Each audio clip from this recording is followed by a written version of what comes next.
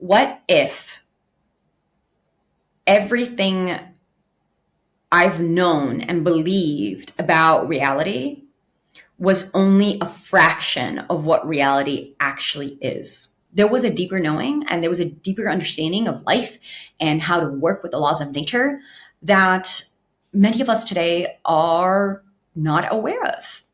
Or it's long lost knowledge that has been forgotten and in some ways is being brought back and returned. The very parts of you that you've shamed in the past, they are the ones that carry within them the biggest gifts. Welcome to It's Not What You Think, the podcast that takes you on a transformative journey to rewrite your story of greatness and reawaken your soul's purpose. I'm your host, Celine DaCosta, a subconscious mind expert, master coach, and believer in the limitless power and magic that lives within all of us. My intention in this podcast is to propel you into your next level of success so that you are free to create the life that your heart most desires. Through deep, actionable insights, personal stories, and world-class guests, I'll provide you with the tools, strategies, and resources you need to unlock the fullest expression of who you're meant to be in this lifetime, so that you can consciously design a reality that is beyond what you could have ever dreamed of. Join me on this journey to personal growth and evolution, and let's live our lives in accordance with our highest soul's calling. This podcast is your weekly check-in to help this path become more simple, obtainable, and fun. Thank you for tuning in today, and now let's dive in. Hello, beautiful beings tuning into another episode of It's Not What You Think. Today, I have a wild story for you, so buckle up. It's quite an unconventional story to the point that I really debated on whether I wanted to share this on my podcast. And ultimately, when I tuned into why I was sharing it, I got a yes. And when my soul says yes, what am I going to do? I'm going to listen to the guidance of my soul. So there's that.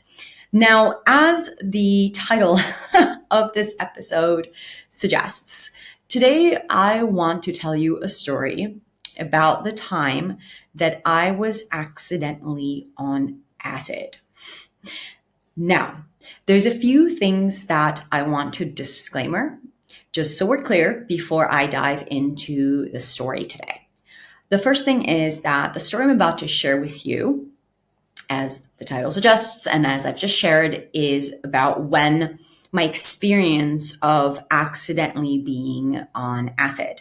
Now, this was my first and only time that I've been on acid.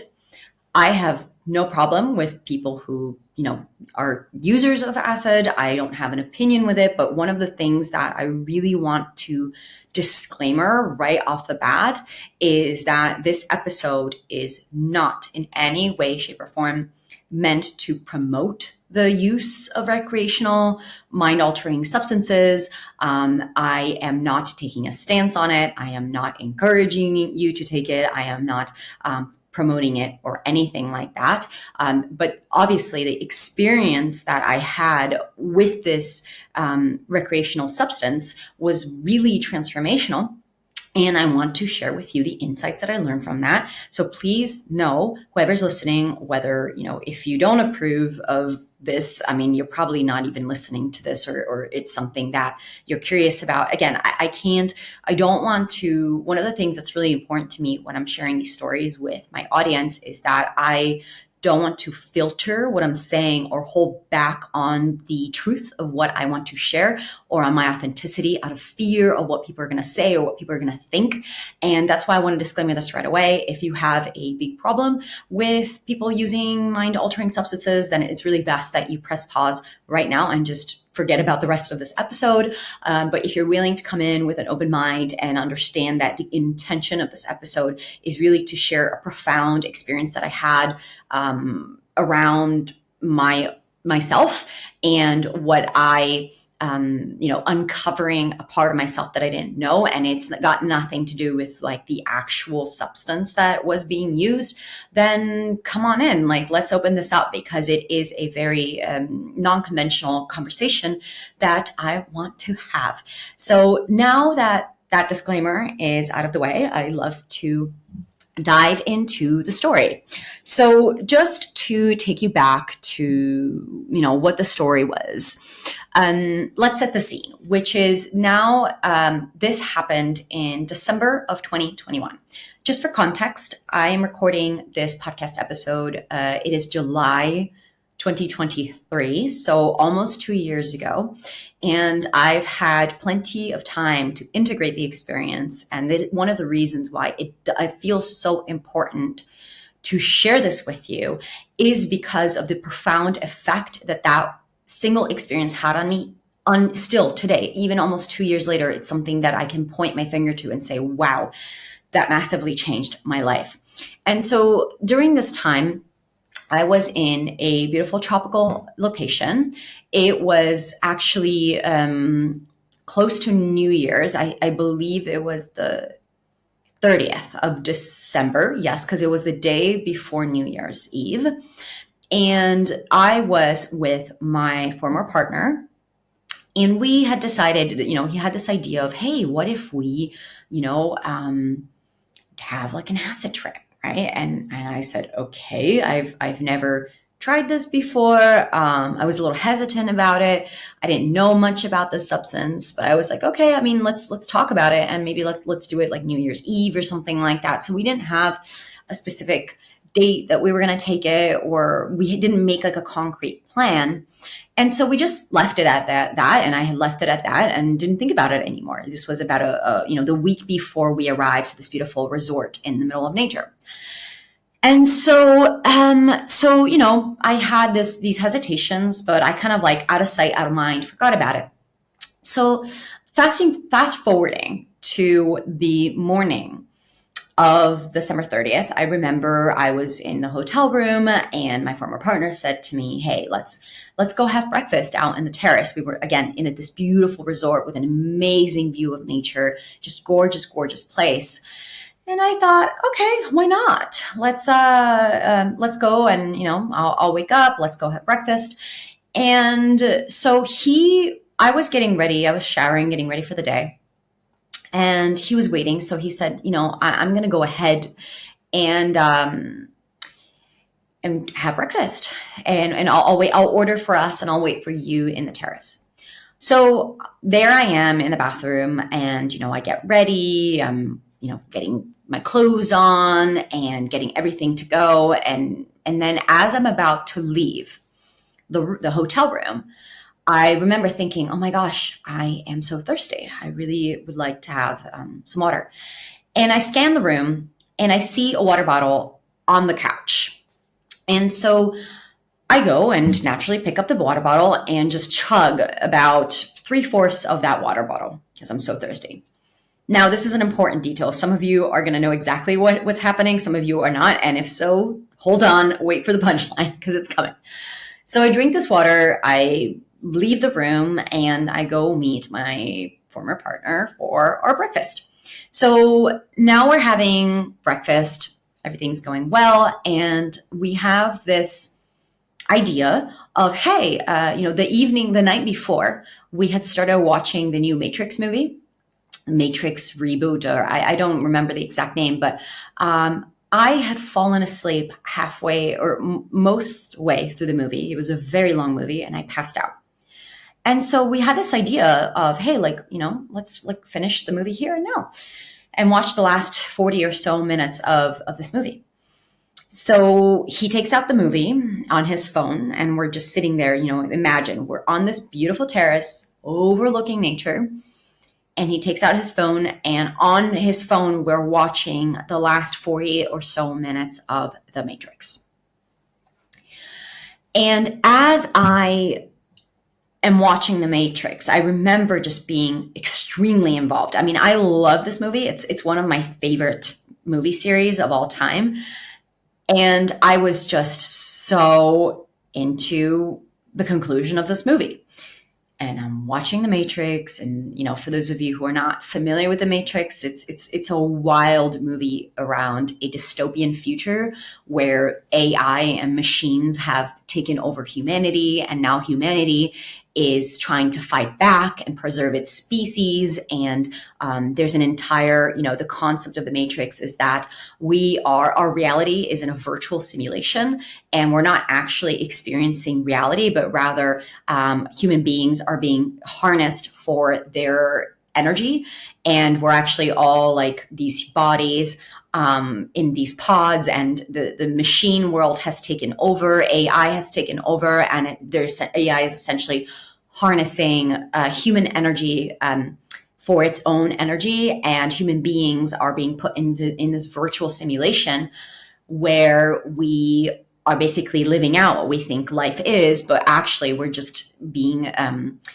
what's the word I'm looking for in English? Darn, it's not coming to me right now. We're basically being pilfered or harnessed. Our energy is being harnessed for machine consumption, while our minds are being tricked into believing that we're in this virtual simulation that isn't actually real. It's just a trick of the mind. And that's what the machine AI world is using the simulation to keep us pacified so we don't fight back. And so the Matrix is all around humans waking up to the truth that our energy is being harnessed by the machine world, and basically awakening en masse and fighting back the simulation so we can free ourselves from the control of machines and from the control of AI. It's a very trippy movie. It's extremely dystopian and absolutely fascinating. I recommend it. If you haven't watched it yet, I highly recommend it, because regardless of what you believe in, it's got some really mind-bending perspectives and some really incredible concepts and themes inside of it that make you think about your life and make you think about the ways that you're complacent in your life, or the ways that you're allowing technology to control you, and the ways that you're not claiming your free will. So it's just a very profound and a thought-provoking movie that in my opinion, has really changed my perspective. So I highly recommend it to anyone who wants to watch it. And those of you who have seen it, then you're on board with me and you know what I'm talking about. So, long story short, I'm watching this movie, and the movie ends. And as the movie ends in a very profound manner, and I won't give away the punchline for those of you who haven't seen the movie, I have this overwhelming wave of emotion come over me. And I remember just being like, oh my God, oh my God. And like just getting this movie on so many levels, and just shaking in my body of just the overwhelming acknowledgement and realization of the truths that were being shared in this movie.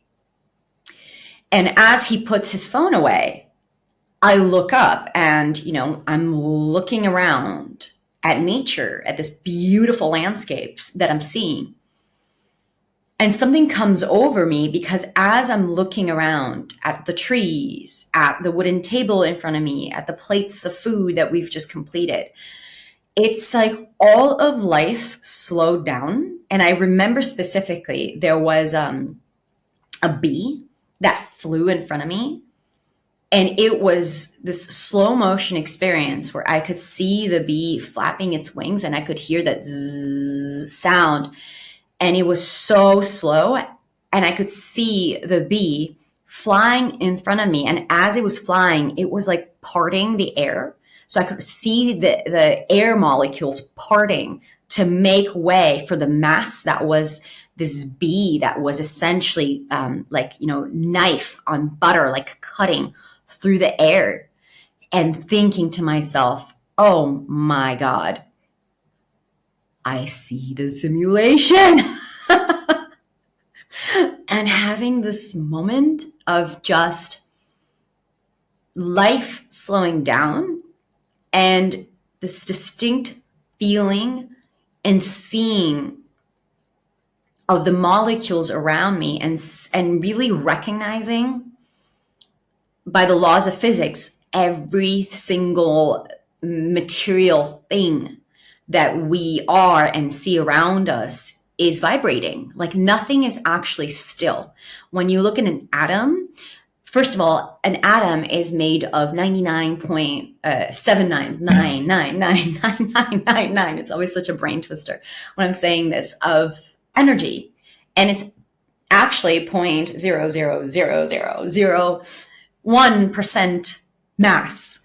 And so when we look around and we look at the physical world, for those of you who are watching me in video, like this material water bottle that I'm holding is actually only 0.0000001% mass, and everything else is energy. And so this thing that looks like a still metal water bottle is actually vibrating and moving as I am watching it. And so knowing this about, just physics, and knowing that this is true, it's hard to believe, when we cast our eyes on something still like a rock, that rock is actually vibrating and it's changing before our very own eyes, because our eyes are not, sophisticated enough or refined enough to be able to perceive it. Like, as human beings, we have access to a certain spectrum of light, even though there's many, many, many, many more spectrums of light available than what we have the capacity and access to perceive. And the material world is really just a spectrum of light being reflected back to us that we're able to perceive. But there's so much to reality that we're not able to really perceive in our own senses. And that's why, even for those of you who are familiar with plant medicine, with mind-altering substances, what those substances do is they expand our ability to perceive reality. They give our senses, it's like you're taking a turbo boost on your five senses, and you're able to see things that you normally can't see, to hear things you normally can't hear, to feel things that normally you don't have the access of feeling. And that's one of the reasons why, at least I believe, people really pursue plant medicine, is because of its ability to open perspectives of reality that you weren't able to previously access on your own. And, when used in an integral, intentional way, you can really work with these either medicines or substances to be able to train yourself to expand your capacity to see, to feel, to perceive. And then obviously, as with anything, they can also be abused in a way that does not serve you or anyone around you. So, it's all about, similar to, a knife. A knife can be a tool to kill someone, or a knife can be a tool to cook a really delicious meal. It's not the knife that's the problem. It's how you use it. It's the intention behind the usage of that knife that is really going to impact whether that knife is good or bad for society. But that's another topic for another time. So back to the story is, I was sitting there in this chair, and the best way I can describe what I was feeling is that, that overwhelming wave of emotion and this realization and this questioning of, what if everything I've known and believed about reality was only a fraction of what reality actually is? And as I was watching this bee cut its way through air, and just seeing the air particles and having this heightened sensitivity to the point where I could literally see this bee flapping its wings, something that I normally can't perceive in my normal state. And again, please remember, at this point, I believed I was completely sober. It is a really important detail, okay? Hold on to this detail for the rest of the story, because it is a key to why I had the insights that I had, is that I was perceiving and having these realizations that I'm sharing with you now. Obviously, you, the listener, the punchline. You know that I was on acid by now, right? I didn't know that, because for those of you who haven't picked up on this yet, apparently you take acid dissolves in water. And I had no idea. I thought it was like a pill. I didn't know what it was, but I had no idea that it was this tasteless, transparent substance that goes in water. And so when I drank that water that morning to satiate my thirst, what I actually did was drink a hero's dose of acid. And I had zero idea that I did that. So fast forward to that hour later when the actual, the substance kicked in and it started to do its thing. I'm just sitting here as an innocent bystander having zero freaking idea that I was on any kind of substance. I thought I was completely sober. I just thought in my head, in my reality, I thought that I watched the movie, The Matrix, and it like unlocked a huge perspective. I thought that the reason why I was having this crazy insight is because something inside of this movie like brought it up for me. And so I'm like, oh my God, this movie just broke my brain. And I'm realizing and I'm questioning my own perspective of reality. And I'm questioning what I'm seeing my entire life. I've been limiting myself to what I was seeing because I would see a bee just hopping on by and not give it the consideration of how is this bee flying? What is this bee doing? And seeing it cut through air. So as I started to look around and I saw the trees, I really started to perceive how alive those trees were. It wasn't just a still trunk of a thing. I could feel that the tree was alive, that those trees were alive and they were buzzing, they were vibrating with life, and they had their own world and their own reality and their own language and their own network of communication that I had no idea about. And realizing this and looking at the bushes and the plants and essentially looking at all of this nature and all of this life around me and realizing, my God, there's an entire world out here that I had no idea about. Like there is trees that have their own language. There are plants that have their own network of communication. There is a network of communication of life that I have been completely unconscious to until this moment. And I could, again, it's difficult to explain these sentient, really deep felt knowings that were coming through my body, that were literally just like data packets running through my energy field. It felt like I was just like downloading these codes into my system. So when I articulate it, even now, I'm like, okay, how do I explain this the best way that I can? So the best way I can explain it is that I could feel in my body that I was an organic part of a much bigger system than being a human being. And that by the nature of being an organic being, of being a human, an organic human, that comes from nature, that comes from the earth, I have this inherent connection to the nature around me, that I'm part of this network of communication when it comes to the trees, when it comes to the water, when it comes to the wind, when it comes to the earth and the fire and the elements. And that inherently in my body, intuitively, instinctively, I know what to do. And I know how to do it if I just deeply listen to what is going on around me.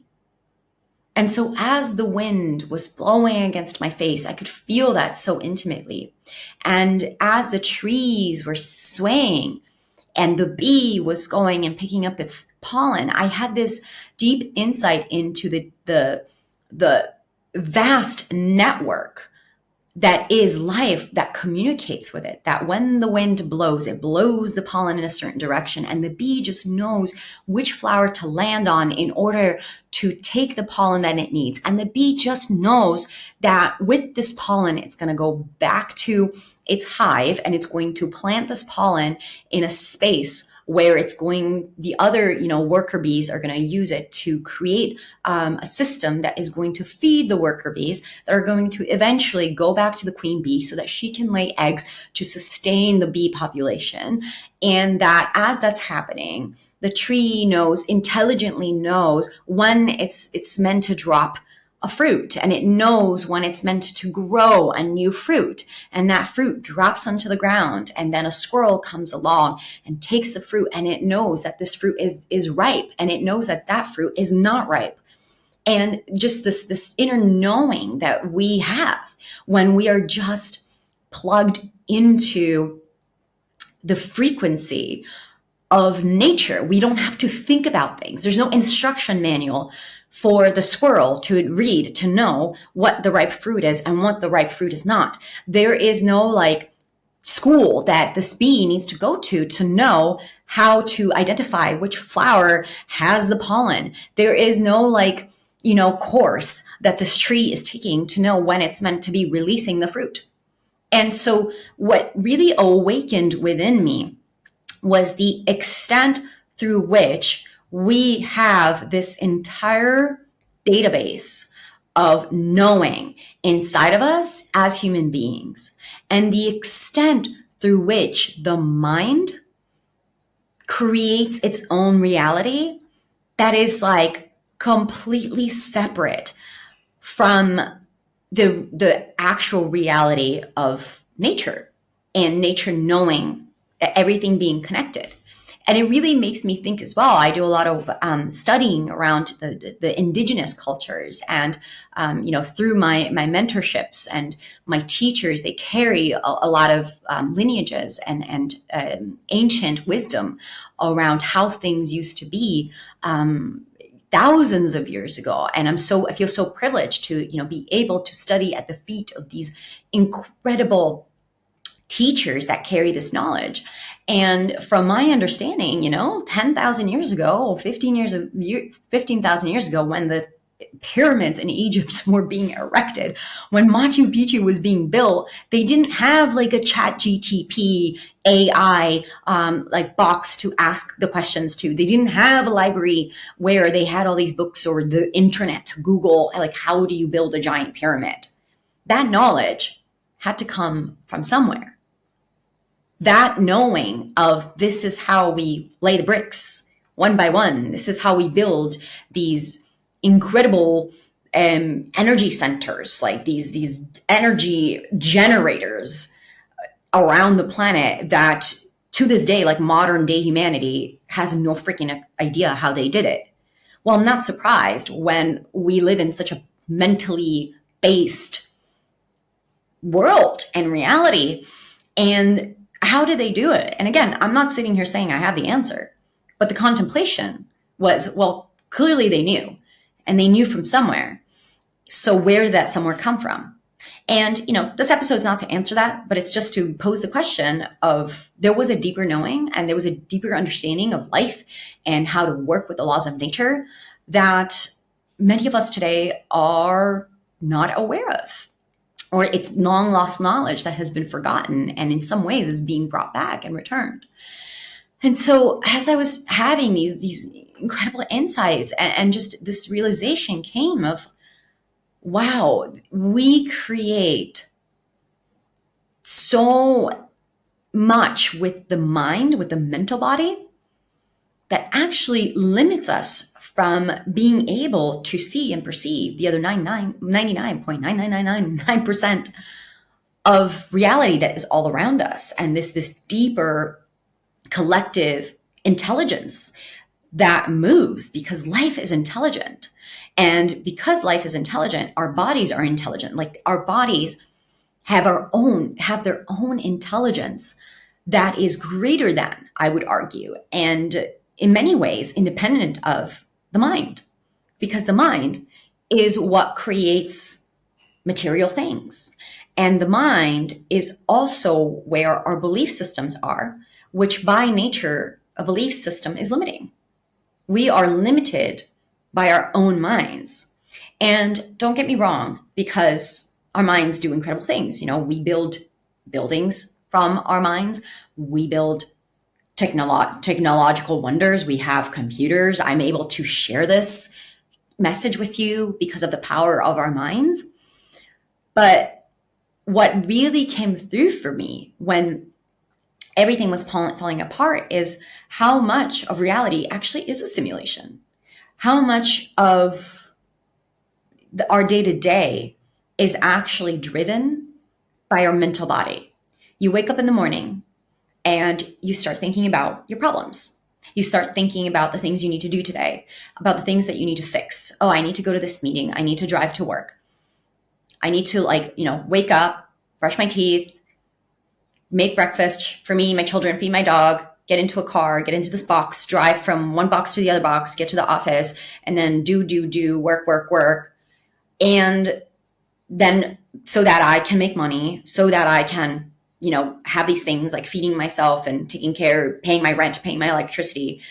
And this entire sequence that many people go through of, I'm going to wake up, do this thing, do that thing, just this that becomes this habitual pattern of living the same life every single day on just stop, repeat.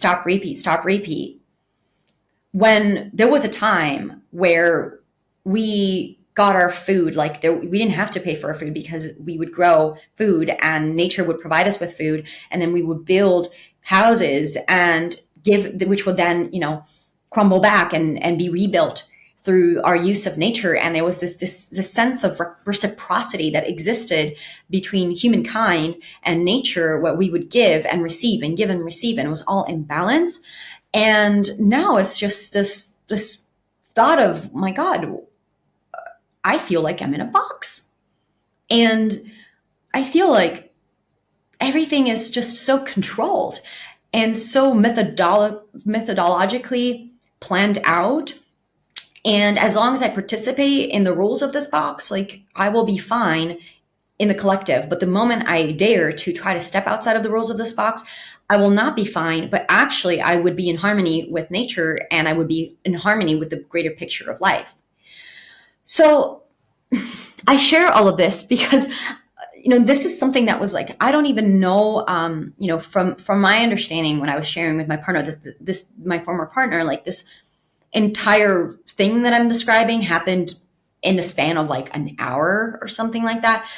But of course, I was not aware of time at all because I was fully tripping it while I was having these insights. And there was a moment where I just realized I cannot unsee what I'm seeing right now. I can't unsee the extent through which I have limited myself by filtering my reality through my mental body and disconnecting myself from my body's intelligence and from the innate intuition that I have down to the core of me, down to my soul, that actually always knows what the right thing for me is and what the right next step is, but that I continuously override because of the doubts, the limiting belief systems, and the habit patterns that I engage in that have been created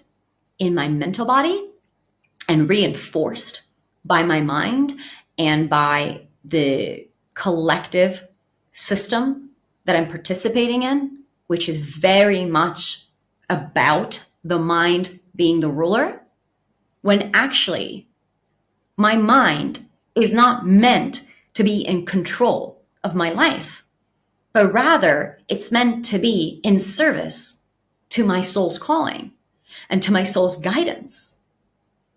And in that moment, as I was watching nature all around me and reflecting on the insights and revelations that I had in the last 40 minutes of watching this movie, and just kind of sitting there, just overwhelmed by the acknowledging of it all, just the emotional flood of, oh, wow, reality is not as I thought it was. That's when I realized this is not about my mind at all. and I have to give it up. I have to give up this simulation if I truly want to live the life that I desire to live, that I know in my cellular structure I'm meant to live. And it was a completely overpowering feeling in my body of truth. This is the truth. I'm not meant to live a life where I'm constantly doubting myself and telling myself that I can't do something because someone else said that I can, because the way that the country that I live in, the society that I'm in, the culture that I'm subscribed to, the communities that I frequent have a standard that this is how far I can go. This is how high I can rise. This is how much I can create. And these external sources are telling me that this is where I'm capped. It's bullshit. It's not real. Because if human beings in connection to a deeper knowing, in connection to nature, in connection to forces bigger and outside of them, without the internet, without Google, without social media, without, AI, can create something as majestic, energetically efficient, sacred, and attuned and in harmony to nature and reality as the pyramids of Giza and then Machu Picchu and all of the many other structural wonders of the world that we as humankind now look upon in awe and think, whoa, how was this done? If that exists and it was created by humans, then that means I am capable of more than what I think I'm capable of. And that doesn't mean I'm going to go off and build the next pyramid of Giza, because that might not be in what my soul desires to do in this lifetime, But why am I limiting myself? Why do I tell myself that I can't do something, or that I'm capped, or that I can only do so much? If this is possible, then why am I telling myself that something as simple as moving to a different country or upping my income or, having a certain lifestyle is not possible for me, or I am capped at it? No, it's not possible. That can't be true. And the overwhelm of what was actually available to me, what is actually available to me in my reality, it flooded me so much that I just felt like this flood of emotion washing over me and just defragging and deconstructing everything that I need to be true. And I remember when this happened, when I had this moment, this visceral moment in my body, and all of these realizations started cascading through me,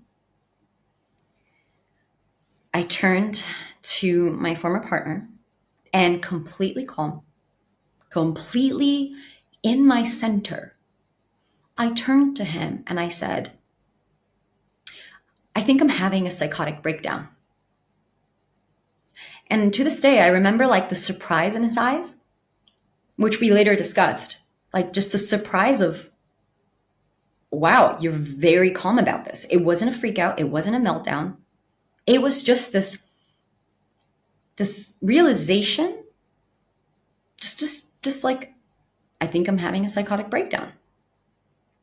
Because what else could I, in my mind, in the mental body, what else could this be than a psychotic breakdown? Because I had just completely, in that moment, broken free of generally accepted mental paradigms, of the prison of my mind, of just traditionally accepted, of conventional thinking. And because I had broken free from that mainstream conventional train of thinking in that moment, I was like, well, surely I'm having a psychotic breakdown. And as I said that out loud, I thought to myself, though the first thing I realized is that, wow, I'm crazy. Like I'm crazy. I'm a crazy person. I'm a crazy person. I've lost it. I have lost my marbles. And you know what the next thing I thought to myself was? Oh my God, I can finally be myself. I can finally be myself. Now that I don't need to subscribe to these belief systems that I've been subscribing to, now that I don't feel constrained, that I have to march to the beat of society's drum, now that I don't feel like I am restrained to a certain way of thinking and doing and acting, I can finally be myself. And I started crying. I felt this just complete liberation of self, just crying with relief because I just thought, wow, I can finally be who I am. I can just feel what I feel, this overwhelming feeling that there's something out there. There's more to life than what I ever thought there could be. I can finally feel this like, oh, I'm just going to say what I want to say and do what I want to do and act the way that I want to act and not give a shit about what anyone else thinks. You know, because obviously I was sharing some of these realizations with my former partner and just watching him being like, okay. And this was a person that knew me really well, right? So he wasn't as shocked as if I like went up to the waitress and said the same things. Like maybe she would react a bit more strongly. Obviously, he was familiar with me. And, the funny part it is that we laughed about afterwards was that he didn't even like, at first, he didn't even like for almost an hour, he didn't realize he himself hadn't realized I was on acid because the things I was saying were in line with like who I am. And it wasn't like he was completely shocked that I would be having these realizations as the person that I am. So it took him a while as well to like have any doubts that I was being anyone other than myself, which he did shortly thereafter. But in that moment, I was just like, yeah, this is what's happening. This is what I'm saying. Like I'm seeing reality deconstruct itself and all the things I'm sharing with you. I was sharing with him and just being like, okay, I don't give a shit. This is how I see things. This is how I see the world. This is how I perceive reality. This is how I'm feeling right now. Like this is what is real to me in this moment. And I'm going to own it completely because it's what I feel and it's what I see and it's what I sense. And just this crying was like, oh, thank God. And I didn't care in that moment that I was a crazy lady. I was relieved I was a crazy lady. I was relieved that I gave myself permission to be the crazy lady.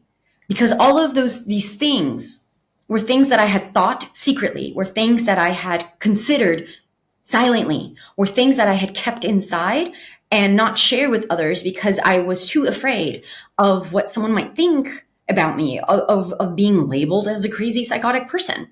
And because of that, I just bottled it in. And in that moment, I didn't care to bottle it in. Like, this is it. This is my truth. This is how I feel.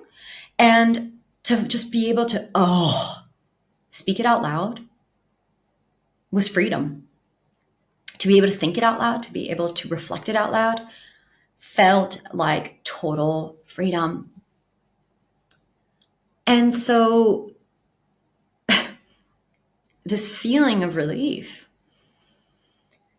was just priceless.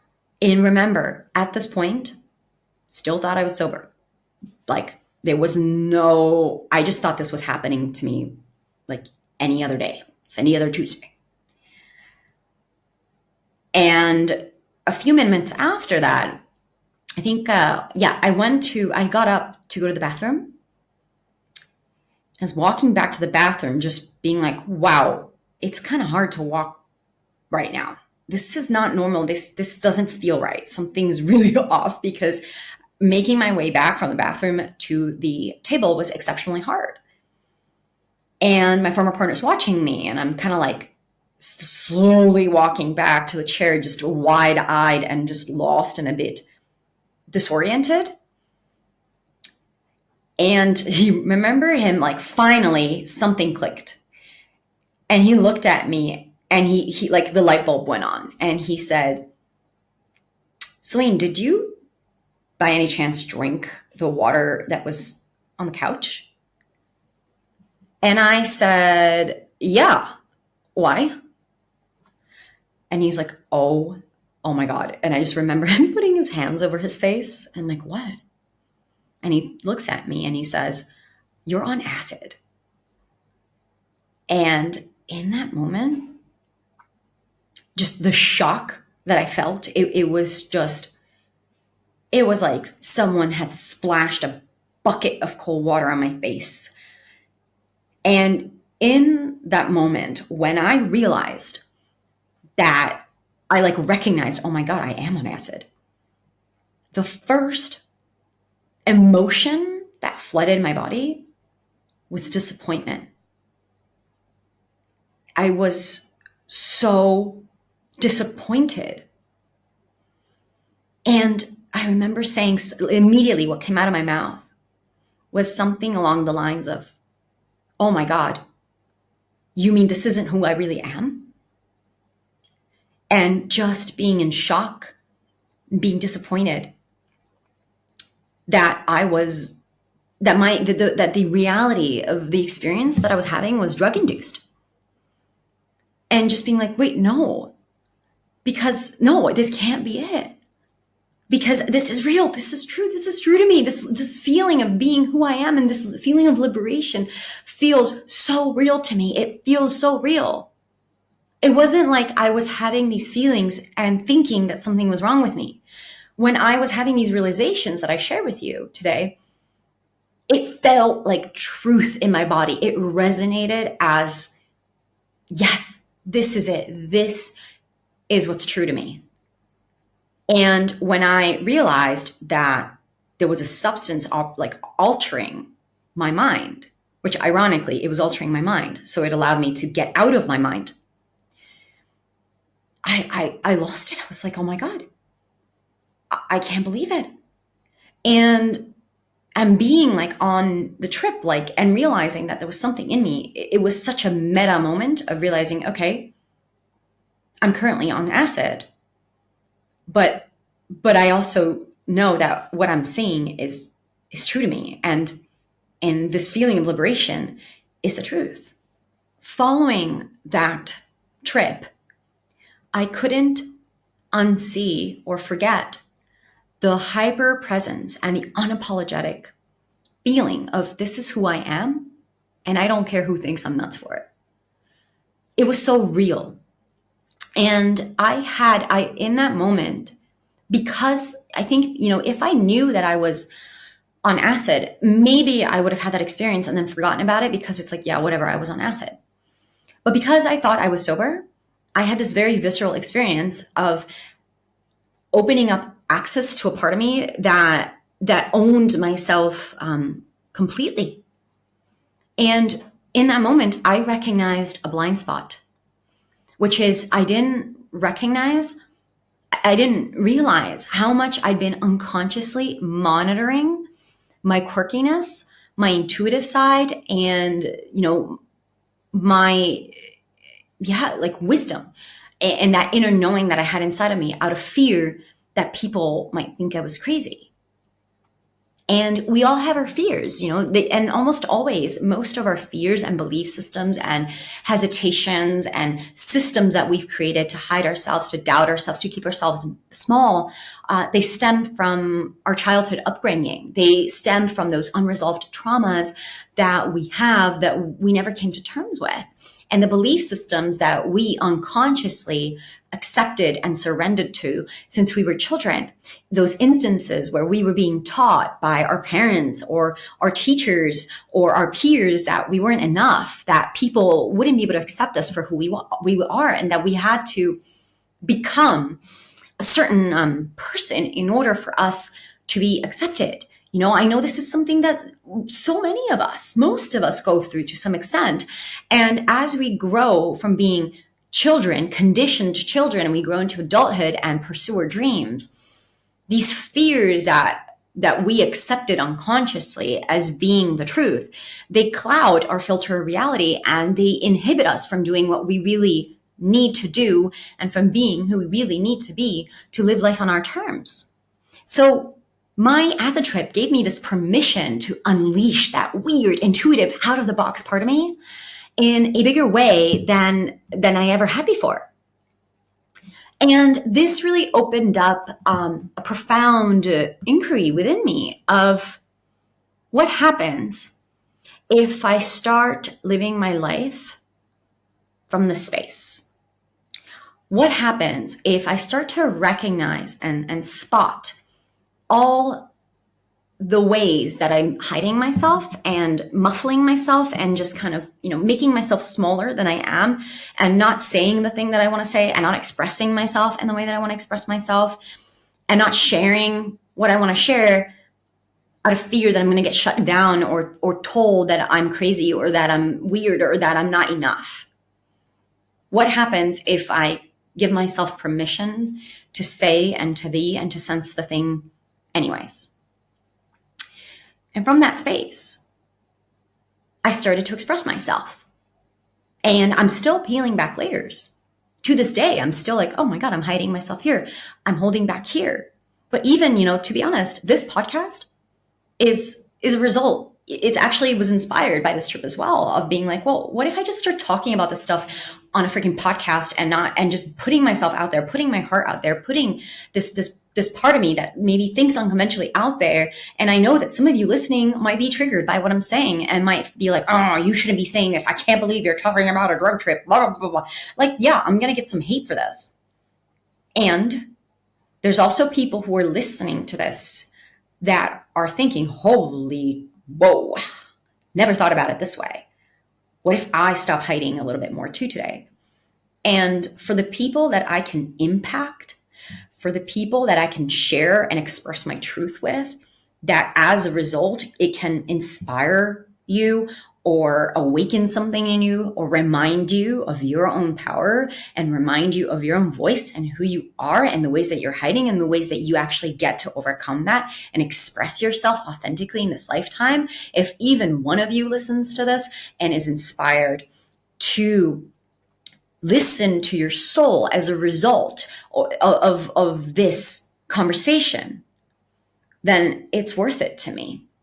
And it's also worth it to me if none of you are inspired, because then I still get to share this and express myself in a way that feels in integrity and authentic to who I am. And so, yeah, I am not in any way, shape, or form condoning or suggesting that you do acid or anything else to discover yourself. I actually don't believe that's necessary for you to have these powerful insights. Sometimes, I've had experiences akin to plant medicine experiences without any substances. I've had these experiences through breathwork.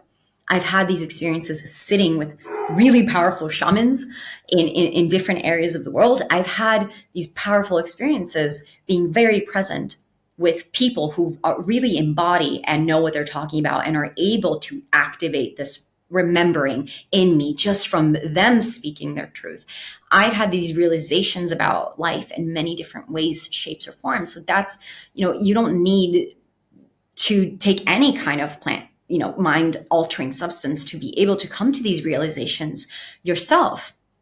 But what I do want to mirror back to this, and the key insight and the key reason why I decided to share this with you, is the inquiry of what are the parts of you that only come out in hiding, that only come out when you're on your own or with select people that you trust or on psychedelics.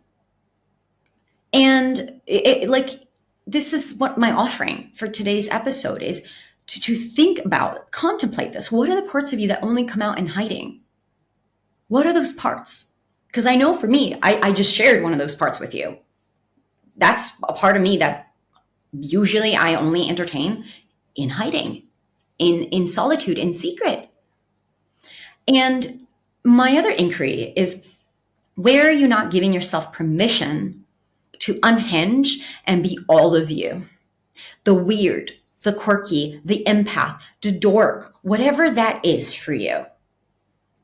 Because something that I truly believe in, and it's something that I teach in my programs with my clients, it's this is really embedded in essentially everything that I teach in my work, which is that the very parts of you that you've shamed in the past, they are the ones that carry within them the biggest gifts.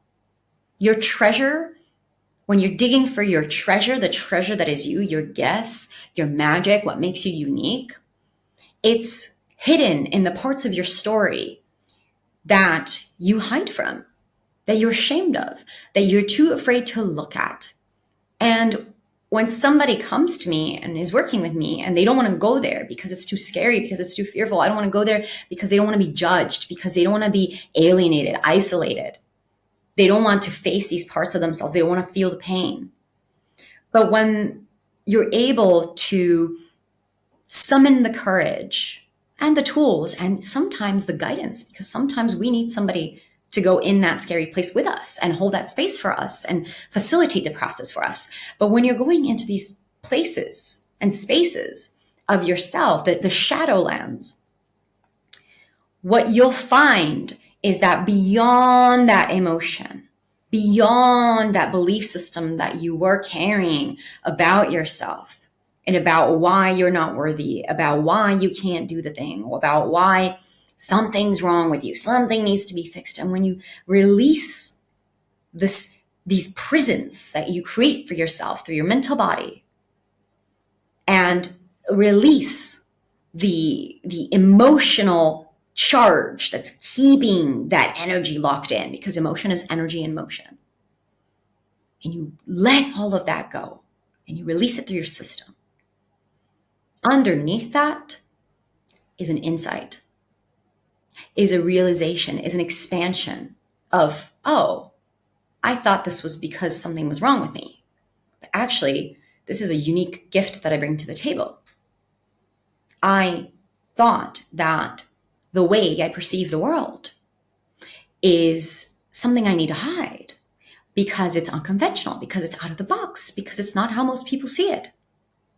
But one of my gifts is to be able to open people up to realities I didn't see before. And when I work with clients, for example, and they come to me and they're just loaded with these limiting belief systems about, well, I can't make this amount of money and I can't have the kind of relationship that I want. And, oh, I'm so unhealthy, or I'm overweight, or I have this problem with food. And that's how it's always been. So it's always going to be like, they're just loaded with all of these limiting belief systems that are not serving them. And when we navigate them and actually break them apart and open them up, I'm the crazy one that says, well, what if that's not true? What if actually, like, not only like you're telling me that you want to make 100,000 this year, what if you can make 500,000? Like, why not 5x? And they're like, oh my God, that's not possibly true. I'm like, well, why not? Why is it not true? Like, where's the evidence that it's not true? And that's a gift that I can think so out of the box, that I can expand someone's perception of reality in a way that is beyond what they dreamed of. And because they expand their dream, then now they're able to dream bigger, which means that they're able to have a deeper motivation to break through their limiting belief systems and their habit patterns, which means they can actually create in their life way, way more than they ever thought they could create. And so that thing that I thought made me weird and quirky and strange, and Celine, don't talk about it. Don't like shock them. Don't shock people. Don't like, offer a perception of reality that is so way out there that they're going to think you're nuts. And when I flipped that around, I realized, no, that's actually one of my biggest gifts for myself and for the people around me. It's the way I'm able to catalyze and activate people to quantum leap in their own transformational journey and to see beyond what they ever thought was possible. And so I know, as I'm speaking into this, that there's something in you as well that wants to catalyze, that wants to awaken.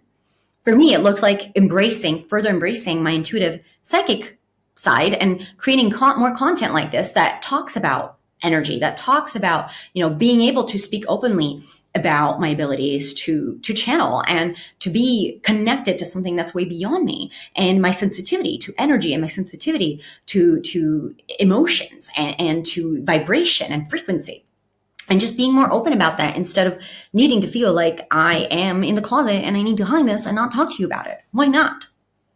So this was my permission to be more authentic. And you know what? That was almost 2 years from now. What happened in 2022? I more than doubled my business revenue. What happened in 2022? I, broke off that relationship, which was really toxic for me. And I had the courage to look at some of my biggest shadows when it comes to love and relationship, and to really heal and come to peace with parts of me that I had been neglecting for decades. What happened in 2022? It was this reclamation of myself and who I am, and downloading this different direction, a whole new direction, where I want to take my business, which is essentially what you're listening to now, like supporting people to create and quantum leap significant transformation in their lives and business, and owning that part of me and claiming that, instead of playing small, which is what I was doing before, where I was focusing a lot on helping people create their brand story, and I was very good at it, and I'm still very good at it. But it wasn't my higher soul purpose. It's part of what I do, but it wasn't the whole picture. But I was too afraid to claim it, because that part's working. So why would I not do what's working and risk, going into this unknown territory to do something that I have no evidence if it's going to work? But I'm doing it anyways.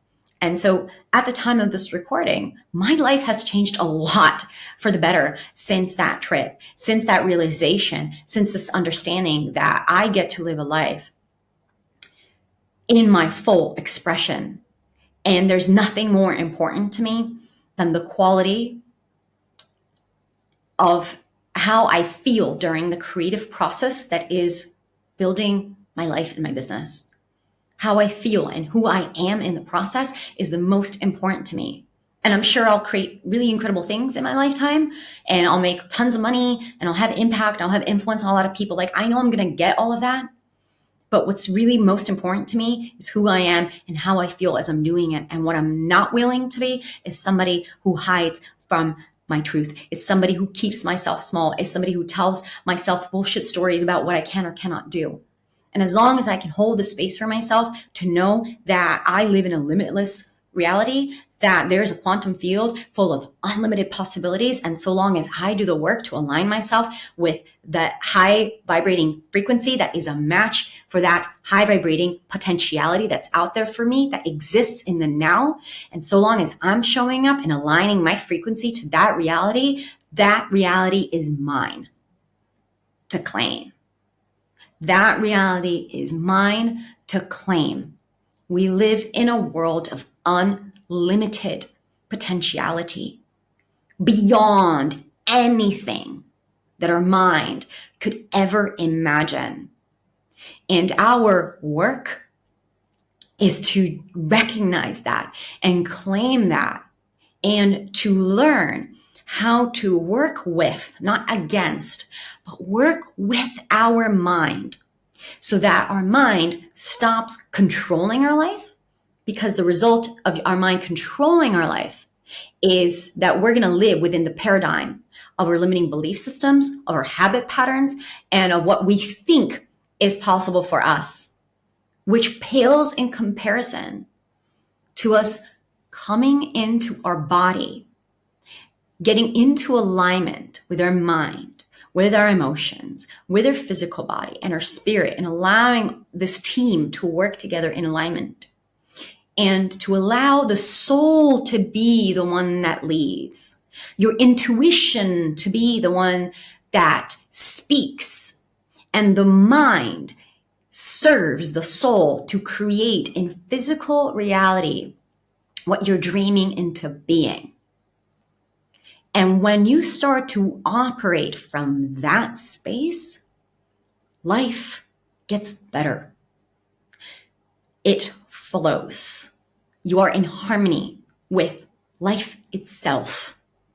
You are in connection to your higher self. You are in connection to a network that is beyond just you, the individual, but just that connects all of sentient beings, all of life working together in a harmonious pattern, in a harmonious geometrical pattern.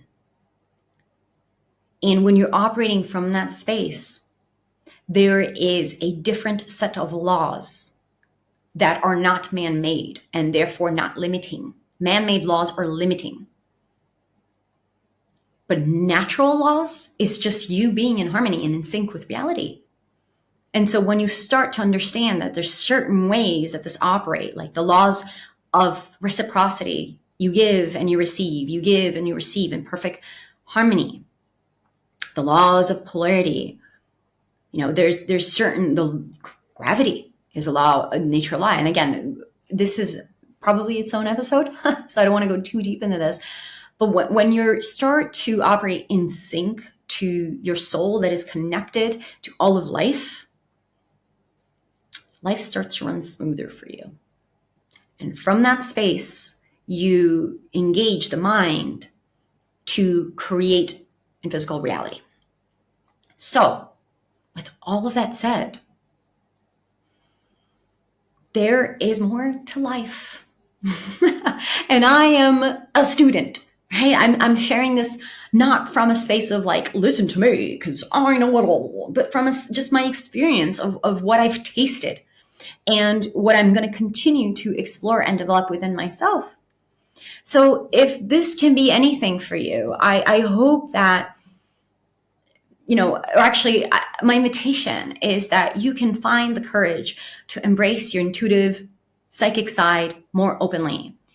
And know that when you do, this will have a positive impact on your life, and it's going to also influence your physical reality. As I've shared, like me being more in alignment to this part of me has allowed me to make more money, attract higher caliber, more resonant clients, be able to create offerings like digital products, courses, masterclass trainings that are more in alignment with my soul service.